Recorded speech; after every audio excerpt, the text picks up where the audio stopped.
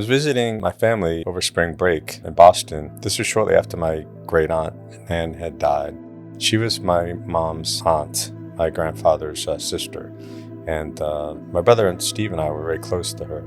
Anyway, so we were kind of sad after she died. It was the first warm day of spring in Boston when we decided to go into the city and have lunch.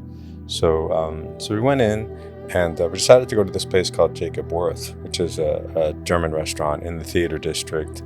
And it was a popular spot for Aunt Nan and her husband, Uncle Eddie, who was a film producer. Aunt Nan was one of the most interesting people I knew. She'd gone to Harvard and she was into mysticism and philosophy. And since her husband was a film producer, she had some famous actor friends, which I thought was really fascinating. So my brother Steve and I, we went for lunch at Jacob Wirth. I don't really remember what we had to eat. We were just having a good time. And after lunch, we decided to go for a walk. It was a nice day. And we're walking down Stewart Street, which is in the theater district. We're walking towards Boston Common. I can't say exactly why or what, but I remember noticing a figure was coming towards us. And before I even saw this person, I sensed something unusual about them. So I happened to look up and I realized there was Aunt Nan in front of me. This person looked exactly like my Aunt Nan. And she just kind of smiled, didn't really seem to look at me, and she kept going. And I just kind of froze. I remember being in shock, and I knew my brother was next to me, but I couldn't really see or really feel him. So I turned around, and the figure was gone. And I don't know what happened, but the person that I saw walk by me was no longer there, behind me, having walked by. And I remember turning toward my brother, and I looked at him, and I could see he was pale. He looked back at me, and that's when I knew he had seen the same thing. And I said to him, "Did you see that?" And all he could do was nod his head really slowly.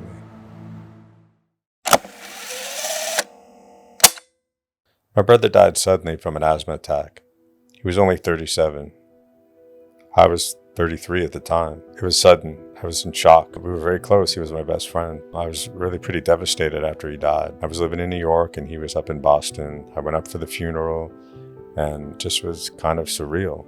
It was like a nightmare. After the sympathy cards and the guests, I went back home to New York, tried to kind of put my life together again, trying to figure out how to go back to some kind of normal. It was a couple of weeks after the funeral, and I was home in my apartment. I think it was a Saturday night, and I was getting ready for bed that night.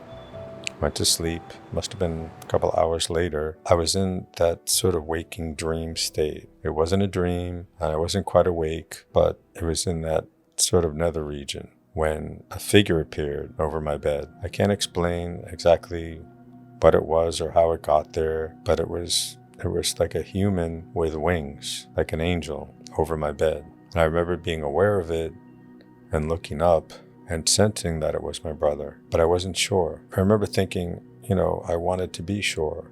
I wanted some kind of proof. So I reached my arm up, reached my hand towards this figure, because I looked at the face and I couldn't quite recognize the face. I couldn't quite make out a familiar face. So I thought to myself, well, I'll reach for his heart. Somehow I'll be able to recognize them by touching their heart. So I reached up and I was going for their heart when their hand, and I remember I couldn't make out the face, but I saw the head just kind of shook slowly as if to say, "You don't need proof. You know who it is." And I took my hand back and I thought to myself, I know who it is. I was sure it was my brother. And it was like he was waiting for that recognition. And then the figure was gone. It went out the window without making any noise. And that was that. The figure was gone. I knew it was him.